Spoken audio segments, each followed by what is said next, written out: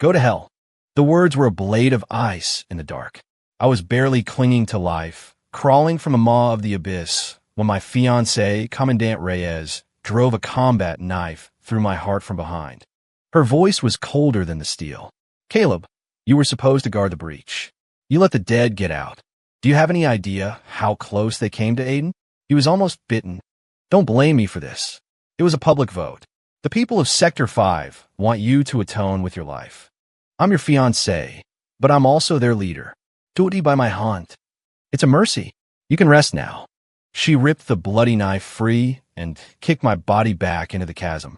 Ding. Objective. Betrayed and slain complete. Host has been elevated to Necromancer. All that is dead will now serve you.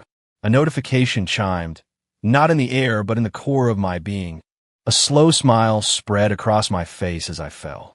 Sector 5, I whispered to the howling darkness. Get ready to meet your nightmare. The breach was a monument to dead things. No plants, no animals, just miles of shattered rock and a perpetual twilight, choked by a thick, necrotic fog the old-timers called the Blight. It was a hellscape, punctuated only by the guttural roars of the undead. The Blight was more than just a barrier. It was a fountain of unlife. It knitted together the torn flesh of the dead, healed their wounds, and amplified their strength. The first zombies were just locals caught in the seismic cataclysm that tore this canyon open, infected by the first leak of the Blight. Now, it was their sanctuary, the place they retreated to whenever their hordes were broken. For 100 years, no one had dared to venture deep inside. Everyone who tried was torn to shreds. And now here I sat on a colossal slab of brownstone, idly tapping a withered branch against the head of the 10-foot-tall tyrant kneeling before me. The creature, a monster that had evolved massive, leathery wings and could shrug off anti-tank munitions, was trembling like a frightened child. The breach hadn't always been this vast. It was originally just a crack in the earth.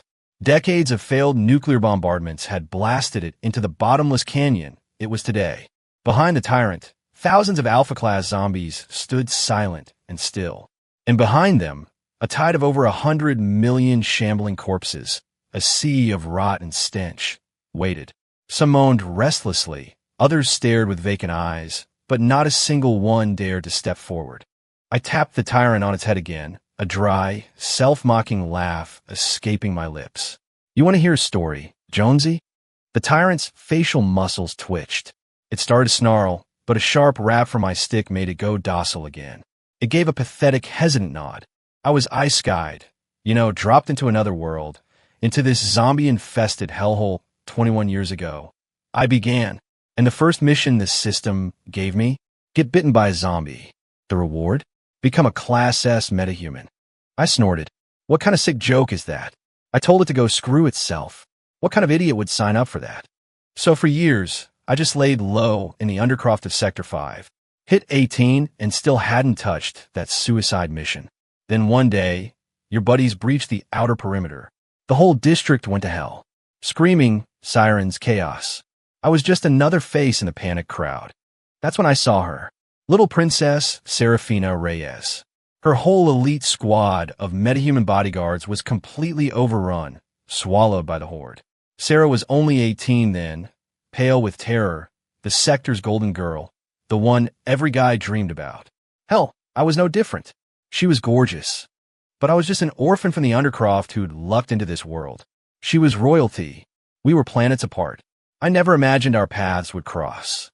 Then she ran, blind with fear, straight for me, threw herself right into my arms. I saw the corners of my mouth turn up at the memory, and Jonesy, the tyrant, tried to mimic the expression with its mangled lips. Whack! I struck its skull hard. Wipe that stupid look off your face. No smiling. Jonesy flinched, snapping its jaw shut. The whore behind it, however, was not so easily cowed. A collective, guttural roar of fury rose from a million throats, a wave of aggression directed at me. They wanted to rip me apart. I had only bothered to enslave the tyrant directly. Managing the rest was too much of a headache. But Jonesy knew its place. Seeing its underlings challenge its new master, it turned and unleashed a deafening, reality-shattering roar. The entire chasm vibrated. The blight churned like a storm-tossed sea. The sound wave, thick with necrotic power, slammed into the zombie army. The alphas and their lesser brethren, who were moments ago ready to charge, now cowered like whipped dogs. Every sound ceased. They lowered their rotting heads and shuffled backward. I nodded, satisfied, and went back to tapping Jonas's bald head with my stick. "Where was I?" I said, my voice flat, as if telling a joke that had long since lost its humor. "Right." She jumped into my arms. So, to protect her, one of her dim-witted cronies took a chunk out of my shoulder. And what do you know? The system delivered. Instant Class S metahuman, straight to the top. Jonas's jaw dropped open in another stupid grin. This time, I let it slide. I saved Sector 5. Became a hero overnight. Her father, Governor Reyes, couldn't wait to marry his precious daughter off to me. Even gave me some bullshit title, Guardian of the Sector. And thanks to me, Serafina beat out her two sisters to become the successor designate. I let out a cold laugh. Oh, I knew what the old man was doing. He just wanted my Class S bloodline for his family. It was a transaction. Power and genetics. But you know what? I didn't care. Jonesy looked on, its dead eyes uncomprehending, though I could feel the frost in my tone. It kept its massive head bowed low, its kneeling posture rigid. For 3 years, I bled for Sector 5. I stood watch over the mouth of this damn breach, making sure none of you freaks got out to hurt anyone. I was even stupid enough to think that, even if it started as a deal, after all that time together, Serafina might actually have some real feelings for me. My voice grew colder. The stick in my hand snapped with a sharp crack. The blight in the canyon surged violently, drawn to my anger. But I was wrong. Dead wrong. One minor slip-up. A handful of your grunts get past the line. A few casualties, and that A-list pretty boy Aiden Croft gets a little spooked. So they stage a public vote, and the people decide I should atone with my life. And my fiancé, my loyal, loving fiancé, the high and mighty commandant. I paused, the phantom pain of the knife twisting in my chest. She live-streamed it for the entire sector, stabbed me in the back herself, and kicked me into this pit. She said I could finally rest. A bitter, humorless laugh escaped my lips. Some rest. I stood up, tossing the broken halves of the stick aside. I looked down at the endless, silent sea of the dead. The blight swirled around me, pouring into me like a river into the ocean. The phantom blue flames in the depths of my eyes flared. Well, I've rested, and now I'm awake. I spread my arms, feeling the godlike necromantic power coursing through me. My voice, echoing with the chill of the grave, boomed across the abyss. Jonesy, and the rest of you mindless puppets, listen up.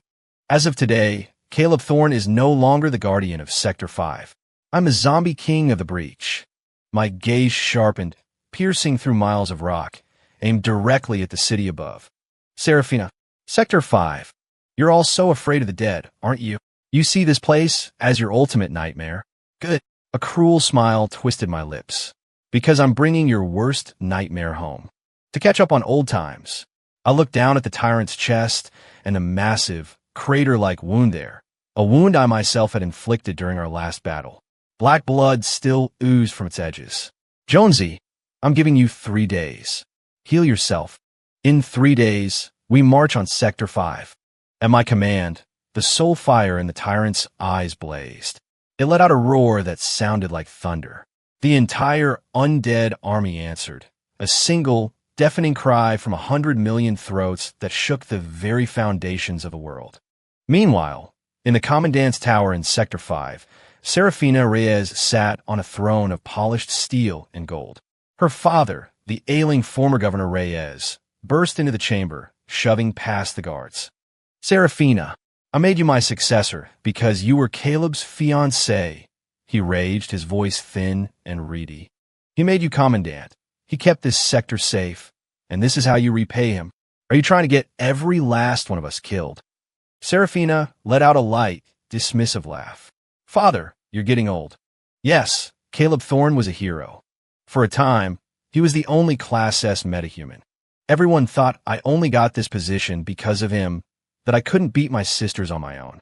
You have no idea how they looked down on me, whispered behind my back. And yes, I was grateful. I even thought I loved him. Her expression twisted into a mask of resentment. But it's been 3 years. He spent all his time at the breach. How many days was he actually with me? When I was hurting, when my sisters were mocking me, where was he? He disappointed me. Father, in that, he could never compare to Aiden. Aiden is always there for me. He knows how to make me happy. She paused, her voice hardening. And then Caleb gets careless. He lets the dead through the perimeter. Aiden was filming his new movie, and he was almost torn apart. Caleb did it on purpose. He was jealous of Aiden's success, of our happiness. He had to die, Father. It was the only way to keep Aiden safe. Aiden was right. Caleb's death proves that I don't need him. That Sector 5 doesn't need him. Anything Caleb could do, others could do better. Governor Reyes slammed his cane on the marble floor. You foolish girl. What has that actor done to you? You're going to destroy us all. Serafina glanced at her father's contorted face, a flicker of annoyance in her eyes. Aiden is a beloved star. His near-death experience enraged the public. Caleb's execution wasn't just my decision. It was the will of the people. You're tired, Father. Go rest. And from now on, you're no longer welcome in this chamber. At her signal, a pair of guards forcibly escorted the old man out. Shortly after, Serafina granted an audience to Aiden Croft and his 2 sisters. She sat imperiously on her throne as Aiden scurried over, immediately beginning to massage her shoulders with practiced ease. His touch was gentle, his voice dripping with concern and adoration. Sarah, you work too hard, he cooed. You carry the weight of this entire sector. It breaks my heart to see you under so much stress. She closed her eyes, sighing as some of the tension left her. She patted his hand. That's enough, Aiden. Her gaze fell upon his sisters, Morgan and Madison Croft, who stood with their heads bowed. You two are the secret weapons I've been cultivating for years, Serafina said, her tone cool and commanding. Like Caleb, you are both Class S metahumans. I expect you to perform as he did. Do not disappoint me. They dropped to one knee in unison. Yes, Commandant, they replied, their voices firm. We will defend Sector 5 with our lives. We will not fail you. Serafina nodded, pleased. The eyes of the sector are on you now. Caleb Thorne was the guardian. To make way for you, I removed him myself. I need you to prove that my choice, that the people's choice, was the right one. Prove that you are his equals. Morgan Croft looked up, her eyes blazing with confidence. Commandant, with all due respect, Caleb Thorne was a fraud. My sister and I have trained for years, augmented with the finest gene therapy treatments. Our control over the elemental forces is far superior to his. Holding the breach will be child's play. Madison chimed in. She's right, Commandant. Caleb was arrogant and overrated. If he were truly competent, the perimeter never would have been breached in the first place. My sister and I are perfectly in sync. Our powers combined are exponentially greater. The breach's defense is more than secure in our hands. A genuine smile touched Serafina's lips. Good. That's what I need to hear. But I don't just want you to hold the line. I want you to make a statement. I want every citizen to see that without Caleb Thorne, Sector 5 is stronger than ever. She rose and glided over to them, personally pinning the silver insignias of the Metahuman Legion's high command onto their uniforms. As of today, you are the new guardians of Sector 5. The propaganda department will give you their full support. We will make you into living legends. The sisters bowed deeply. Thank you, Commandant. The official announcement hit the sector's network moments later. New guardians ascend. Class S metahumans Morgan and Madison Croft to reinforce the breach, confront the tyrant. The post was accompanied by sleek, heavily edited promo shots of the 2 sisters. The network exploded. At Future is female. OMG, they're gorgeous. I'm obsessed. At Croft Fan 1, is the whole Croft family superhuman? Aiden is a megastar, and his sisters are Class S badasses and supermodels. Unreal genetics. At Truth Seeker 88, wow, they already look way more capable than Thorne ever did. At Aiden is my life. Thorne was a joke. Couldn't even stop a few basic zombies. Almost got our Aiden killed. Good riddance. At Sector 5 strong, yes. The Croft sisters are beautiful and powerful. These are the real guardians we deserve. At Real Talk, let's be honest, Thorn was an orphan from the Undercroft. If the Commandant hadn't given him a chance, he'd be nothing. So ungrateful. At Zombie Slayer 22, now that the Croft sisters are in charge, let's see those dead freaks try anything. At Gamer God, that loser Thorn fought the tyrant for 3 years and never killed it. I bet the sisters take it down in 5 minutes flat. As they prepared to depart, a crowd of tens of thousands gathered at the city gates to see them off. The 3,000 soldiers of the Metahuman Legion stood ready behind them. Morgan, clad in a flowing red dress, turned to the adoring crowd with a dazzling smile. "If any of you are interested," she announced, her voice magically amplified, "you are welcome to come and watch. With my sister and I on duty, your safety is absolutely guaranteed." The crowd, especially the young men mesmerized by the sisters, went wild. Hundreds, then thousands, surged forward, eager to follow. In the end, a civilian convoy of 50,000 people formed, ready to witness the heroics of their new guardians firsthand. A swarm of 1,000 drones lifted off, streaming the entire event live across the network. The massive procession marched toward the breach. On the live stream, Morgan and Madison walked at the head of the column, their designer dresses, one crimson, one snow white, billowing dramatically in the wind. The comments section scrolled at an impossible speed. At Slay Queen, they look so epic. This is what leadership looks like. At Practical Pat, wait, they're wearing ball gowns to a zombie fight? And they're bringing a massive crowd of civilians with them? Is this a defense mission or a publicity stunt? And Morgan, my wife, shut up, Pat. You know nothing. At Bootlicker_99. Exactly. That loser Thorn managed to wound the tyrant. With 2 Class S heroes working together, what's there to be afraid of? Let the queens wear what they want. #Fashion Freedom. At LOL_OMG. Luo of the Confidence. So much better than that emo face Caleb. At Hype Train. Can't wait to see them wreck some zombies. Get the popcorn ready. At the edge of the breach, a fierce wind howled, whipping the black blight below into a frenzy. The faint sound of undead moans drifted up from the depths. Morgan stood proudly at the precipice, turning to flash a perfect smile at the nearest drone camera. "Everyone watching, get ready to see what real Class S power looks like." She brought her hands together, and a searing red light erupted around her. Beside her, Madison conjured a vortex of frigid blue energy. The 2 powers intertwined, spiraling into a brilliant column of light that shot into the sky. At Viewer 24601, holy, is that what Class S power looks like? At Pretty Lights, it's beautiful. It's like a miracle. At Thorn H8R, that loser Caleb never did anything that cool in 3 years. At Facts, see, he was a glory hound, all talk. Glad he's gone. But while the audience was still mesmerized by the light show, the ground began to tremble violently. The sound of the undead grew from a distant moan to a deafening roar. Rocks and debris began to clatter down the cliff faces. The festive mood evaporated. The color drained from Morgan's face. She had planned this as a simple photo op. Lead the civilians out, put on a little show, and send them home safe. The horde had always stayed dormant for months after being repelled. She never imagined they would surge on the very first day. If anything happened to these civilians, she would be in serious trouble. Panic rising in her throat, she forced a calm expression and yelled, "Don't be afraid. All civilians fall back immediately." Metahuman Legion, with me, Madison, however, looked completely unconcerned. "Sis, relax. It's just zombies. They're facing 2 Class S metahumans. What is there to be afraid of?" Just then, the horde poured from the breach. It was a tidal wave of decaying flesh. Leading the charge were 3 alpha stalkers, each 10 feet tall, with newly sprouted wings.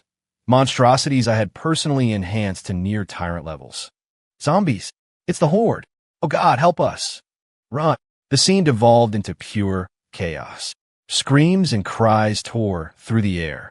Metahuman Legion, form ranks. Morgan shrieked, her face pale. 3,000 soldiers scrambled into formation. A shimmering wall of multicolored energy erupted as they unleashed their powers. Lasers, incendiary grenades, and rockets rained down on the approaching dead. For a moment, the barrage held. But against a ceaseless, unfeeling tide of millions, their defensive line was tissue paper. Frostfang's serpent. Madison struck first. A colossal dragon of pure ice materialized and crashed into the front lines, flash freezing hundreds of zombies into brittle statues.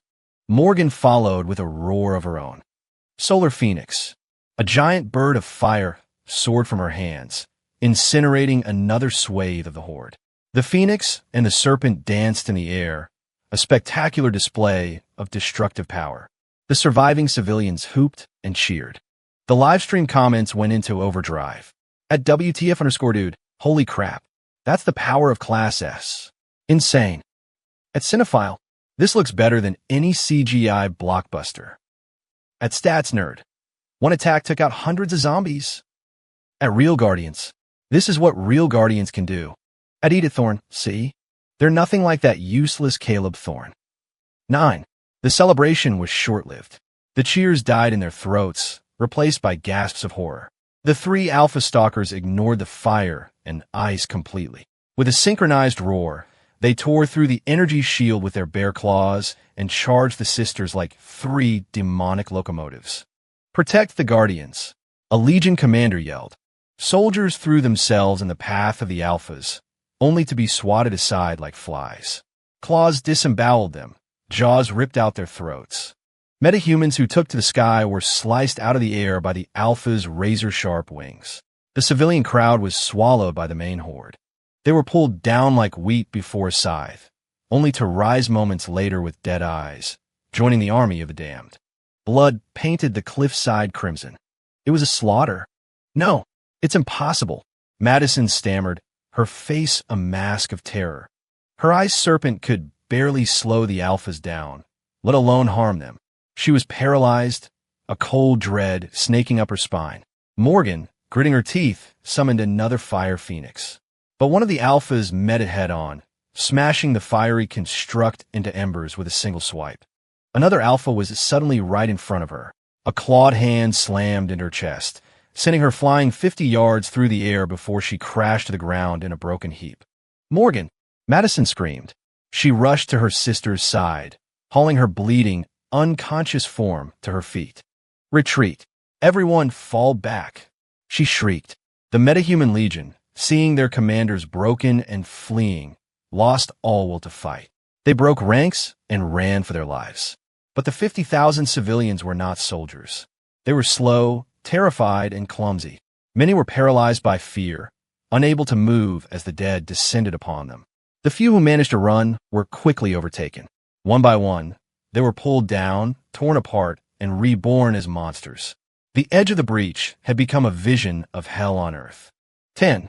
When the last of the fleeing soldiers was miles away, I signaled the horde to stop.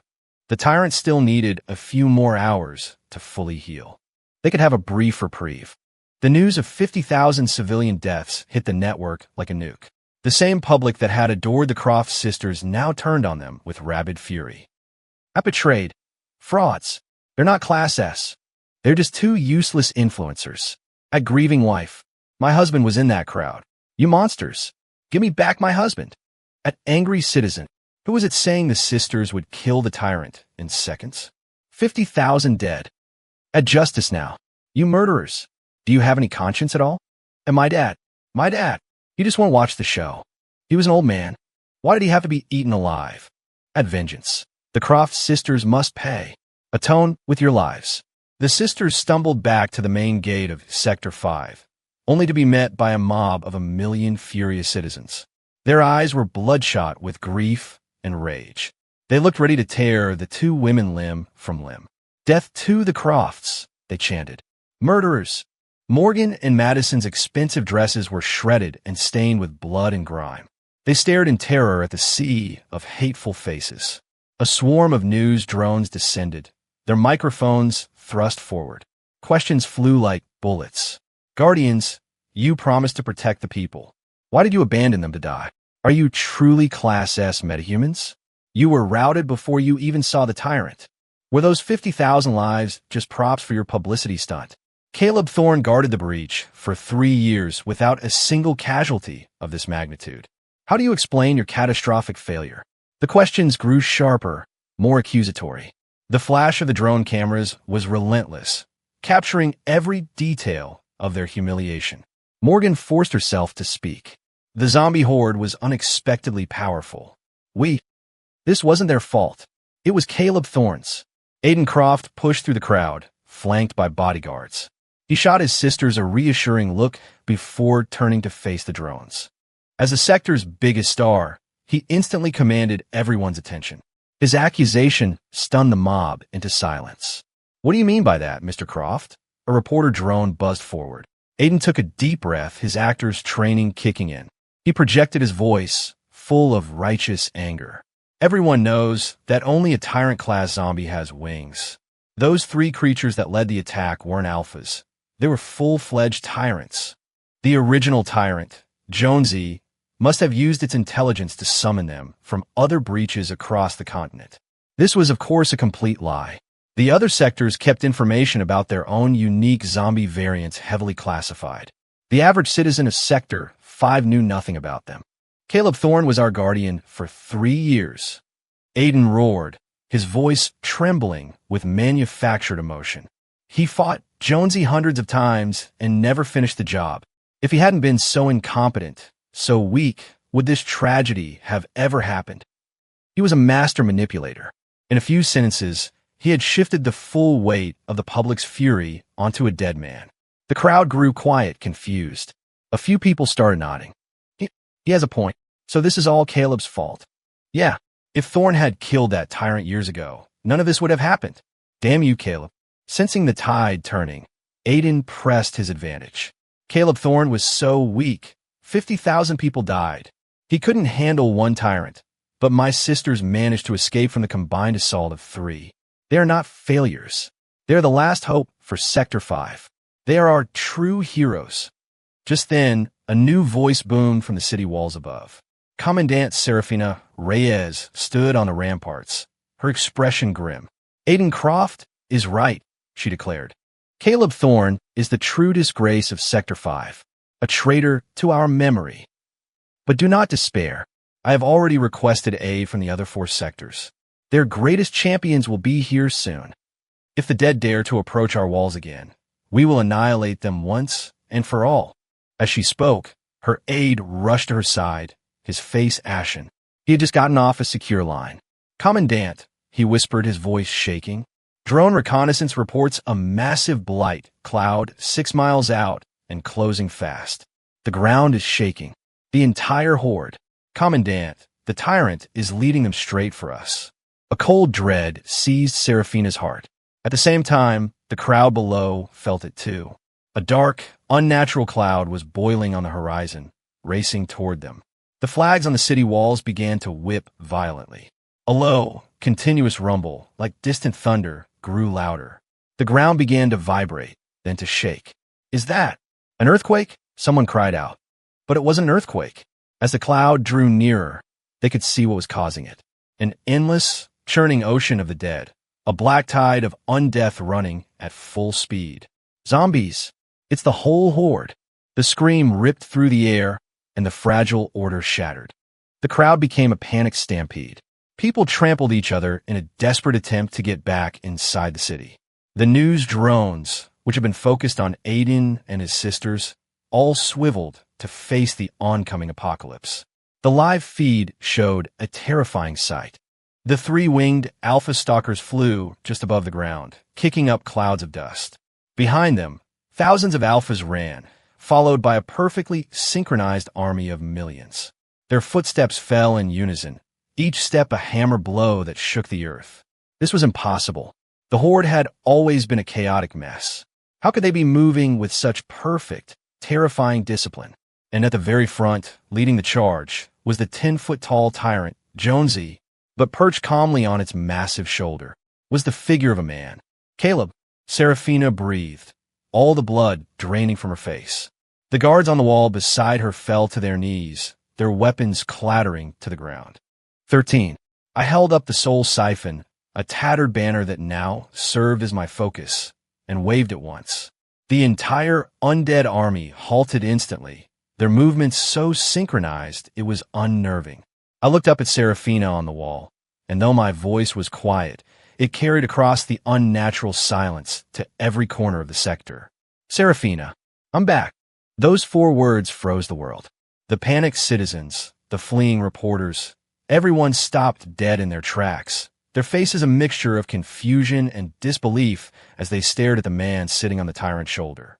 Serafina was shaking uncontrollably. No, you're dead. You can't be alive. I gave her a mocking smile. My dearest fiancé, you're still breathing. How could I possibly die before you? Aiden, feeling the sheer weight of my presence, felt his soul begin to tremble. He grabbed his sister's arms. Kill him. Morgan, Madison, kill him now. He'll never forgive us. Do it. Morgan, a Class S metahuman, managed to suppress her terror. She teleported to the top of the wall and pointed a shaking finger at me. Caleb, even if you're alive, you've gone too far. You've sided with the dead against your own kind. Have you no shame? Is this how you repay the sector that raised you? She took a breath, puffing out her chest.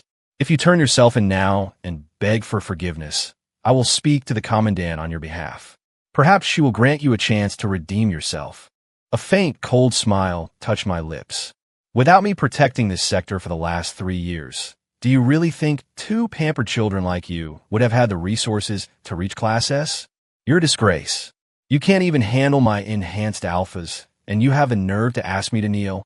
My open contempt finally broke through her bravado. You were always a fraud, Caleb, just a glory hound. If you have any courage, face me. One-on-one. If you lose, you take your freak show back into the breach and never come out again. 14. I regarded her with mild amusement. The woman had absolutely no self-awareness. All right, but I won't bully you, I said magnanimously. You and your sister can come at me together. If I lose, I'll do as you say. My expression darkened, but my death sentence was decided by a vote, the will of the people.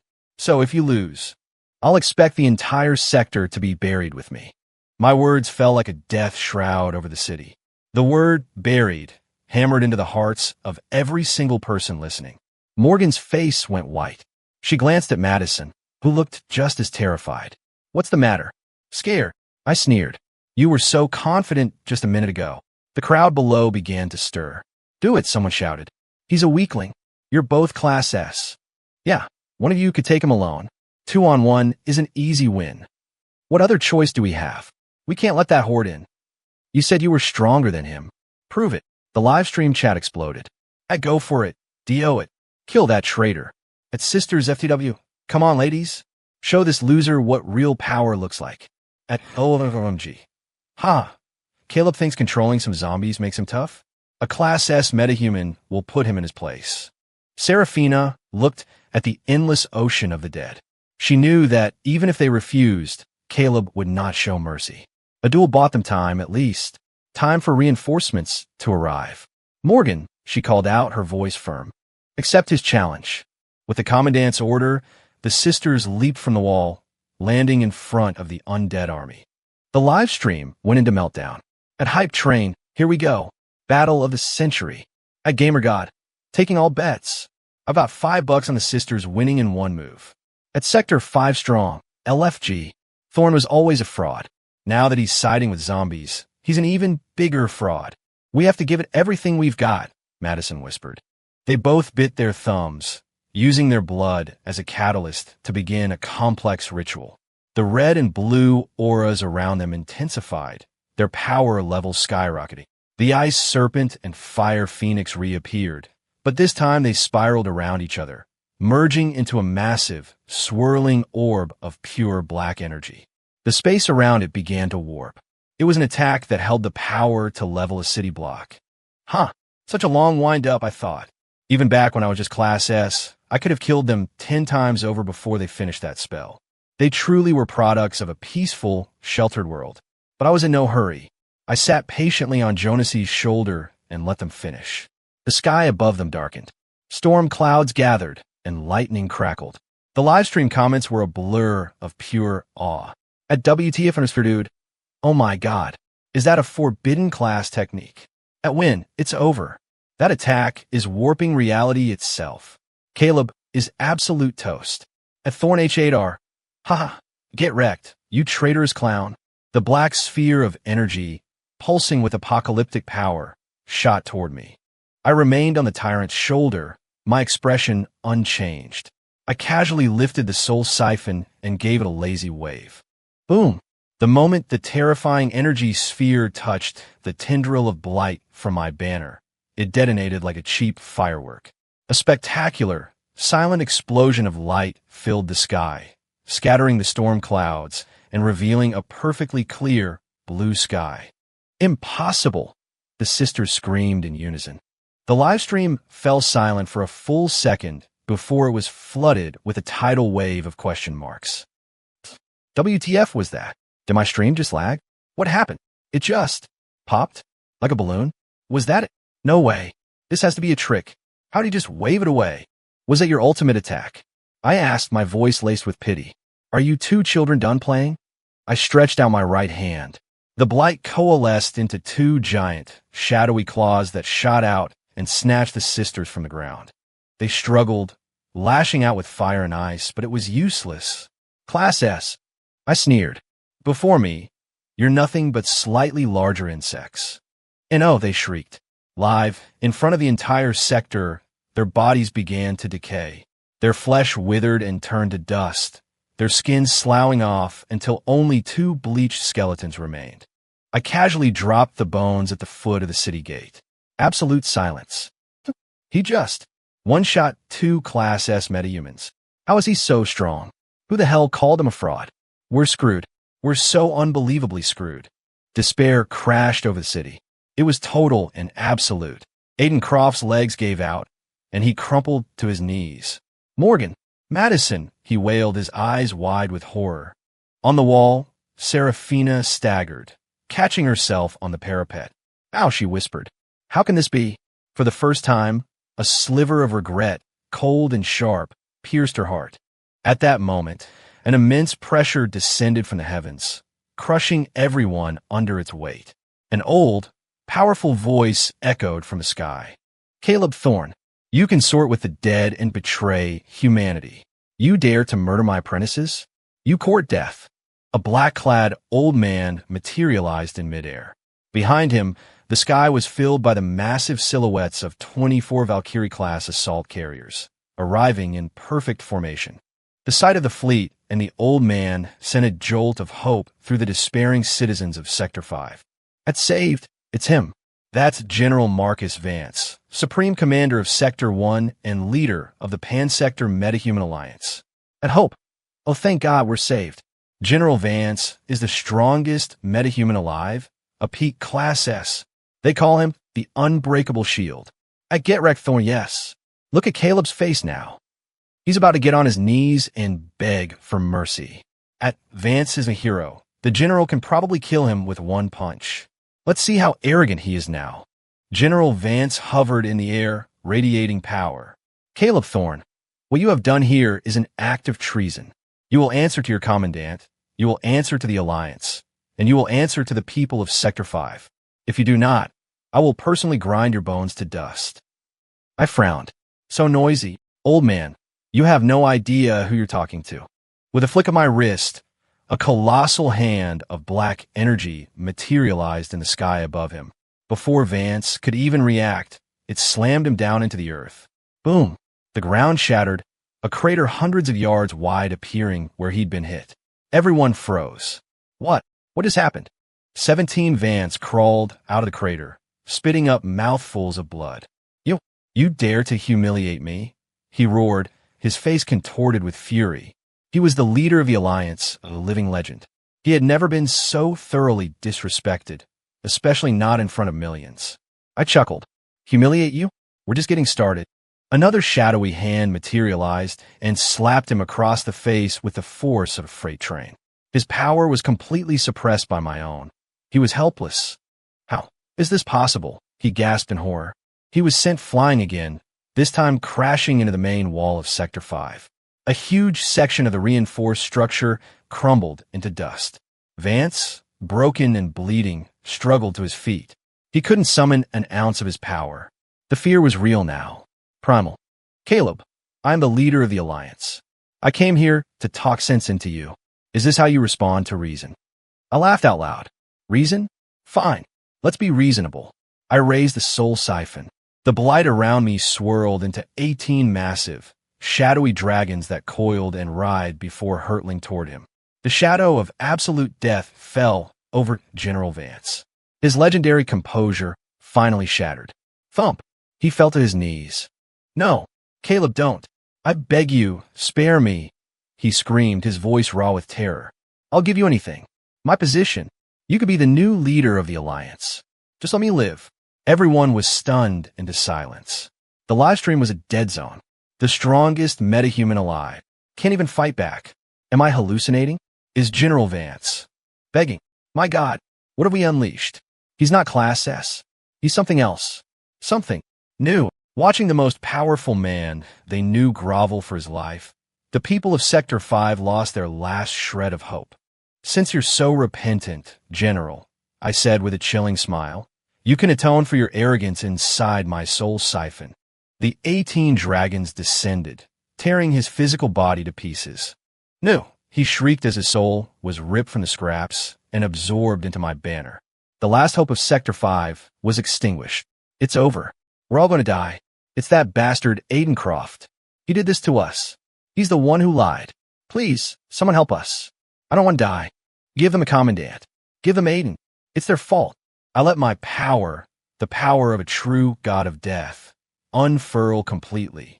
A wave of terrifying pressure washed over the 24 assault carriers hovering in the sky. My voice, cold and devoid of emotion, echoed across the heavens. "My business is with Sector 5. The rest of you are irrelevant. You have 5 seconds to leave. Anyone who remains will die." The roar of 24 engines firing at once was immediate. In the blink of an eye, the sky was empty. 18 now, Sector 5 was truly alone. I patted the tyrant's massive head. "Go on, Jonesy. Do what you came here to do. I won't stop you this time." I rose into the air as the 10-foot-tall tyrant led a 100 million-strong army of the dead into the helpless city. With a wave of my hand, Seraphina and Aiden were ripped from their positions and teleported to my side, suspended in the air. I held the pale, lifeless Seraphina with my left hand and the trembling, weeping Aiden with my right. Below us, the zombie apocalypse consumed Sector 5. "Look, Commandant," I said coldly, "this is the ending you chose." The city was a symphony of screams. Jonesy and the Alphas were tearing through buildings, their rampage unchecked. The once gleaming metropolis was becoming a charnel house. "Caleb, please." Seraphina trembled, her eyes wide with horror. I was wrong. I was so wrong. I'm your fiancé, Caleb. Please, give me one more chance." Aiden was a blubbering mess. "It wasn't me, Lord Caleb, I swear. It was her. This bitch made me do it. Please, I'm just a dog. Spare my worthless life." Seraphina stared at him in disbelief. "Aiden, you bastard. You were the one who said Caleb didn't care about me. You said he was holding us back, that I had to kill him. And now you blame it all on me? You spineless rat." Aiden ignored her, his eyes fixed on me, pleading, "It wasn't me, my lord. It was this venomous woman. She was jealous of your power, afraid you would overshadow her. She used me. I'm a victim too. Please, have mercy. I'll be your slave for the rest of my life." "Aiden, I will kill you," Seraphina shrieked, struggling against the necrotic energy that bound her. She turned her desperate, tear-streaked face to me. "Caleb, I was wrong. I was so wrong. Don't listen to him. I love you. I was just confused. I regret it, I swear. We can start over, please." I watched their pathetic squabbling with a cold, detached amusement. "Oh, really? Since you're both so sorry, you can repent for your sins inside the soul siphon." The necrotic energy around my hand erupted, and Aiden Croft's body was instantly crushed into a mist of blood and bone. His screaming soul was sucked into the banner to be tormented for eternity. With Aiden gone, I turned my attention to Seraphina. She was broken. Watching Aiden die so brutally had shattered the last of her sanity. I forced her to keep watching as her city was devoured. "Look, Seraphina, you did this." My voice echoed in her ear. "You are the great traitor of Sector 5. 100 million souls are dead because of you." She watched the slaughter, the rivers of blood, the ruin of her home. The sounds of agony and despair washed over her. She finally broke, her body racked with shuddering, hysterical sobs. Now it's your turn. She shook her head wildly, tears streaming down her face. I'm sorry, Caleb. I shouldn't have listened to Aiden. I shouldn't have killed you. I'm so sorry. The necrotic energy in my hand solidified, forming a small black knife. It was an exact replica of the one she had used on me. I pressed its tip against her chest. You stabbed me through the heart, I said softly. It's only fair you get to experience it for yourself. No, please don't, she begged, her voice a pathetic whimper. Caleb, I was wrong. I really know I was wrong. I ignored her pleas. I drove the knife in her heart. Her body went rigid. The light in her eyes died. Blood bloomed across the front of her uniform, a single, perfect crimson rose. Her soul joined Aiden's in the soul siphon, her eternal screams a testament to her failure. With my betrayers dealt with, I hovered in the sky, a silent god observing a world of my own making. Sector 5 was now a city of the dead, its former glory reduced to rubble and silence. After the last human scream faded, I, the Necromancer, began my true work. There was a final, secret power granted to me, the Requiem, a song that could grant peace to the tormented souls of the dead.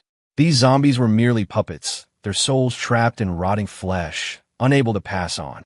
I sang the Requiem over the ruins of Sector 5, and then I took my song to the rest of the world. 1 month later, the planet was free of zombies. Their bodies returned to the earth, their souls finally released. A new era for humanity had begun.